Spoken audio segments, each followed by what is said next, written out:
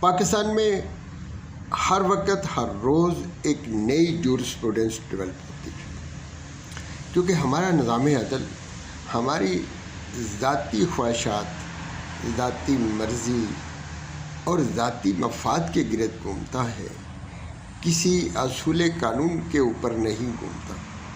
یہی وجہ ہے کہ ایک نئی جورسپروڈنس اصول قانون ڈیولپ ہو رہا ہوتا ہے۔ اب ایک نیا ہونے لگا ہے جو مجھے اندازہ ہو رہا ہے سارے حالات اور واقعات سے۔ عام طور پر ریویو کی پٹیشن اسی بینچ کے سامنے اور اسی جج صاحب کے سامنے لگتی ہے جنہوں نے وہ فیصلہ کیا ہو اور جنہوں نے وہ فیصلہ لکھا ہو۔ اب 63A کا جو فیصلہ ہے وہ جسٹس منیب اختر صاحب نے لکھا ہے۔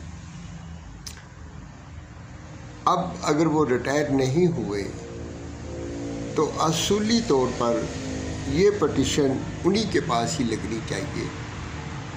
یہ جورسپروڈنس کا بنیادی اصول ہے، کیونکہ ریویو کے اندر بڑا تھوڑا سا اسکوپ ہوتا ہے اور اس میں صرف یہ کہا جاتا ہے کہ on the face of judgment some error some mistake has been committed, کہ اس کے اندر جو غلطیاں ہیں وہ جو فیصلہ دیا گیا ہے اس کے چہرے کے اوپر لکھی ہوئی ہے، اس میں کوئی دوسری گراؤنڈ نہیں ہوتی۔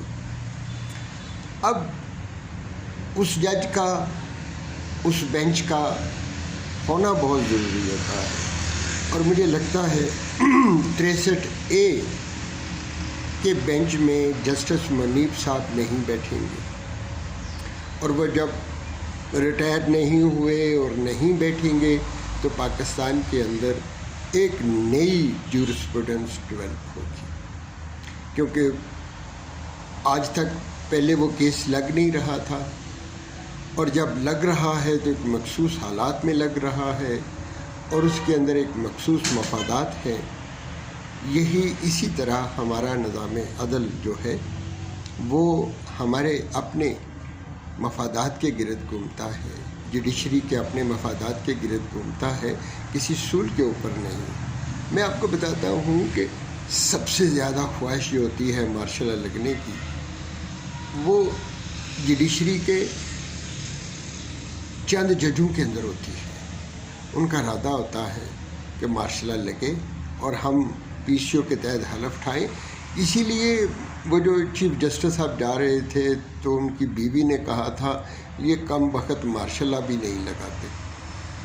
وہ کیوں بات کہہ رہی تھی؟ اسے پتہ تھا کہ 2 مہینے بعد اس کا خامند نے ریٹائر ہو جانا ہے، شاید مارشل لا لگنے سے، کوئی نیا PCO کا حلف اٹھانے سے ان کا ٹرنور میں اضافہ ہو جائے یا ان کو زیادہ مفادات ملے۔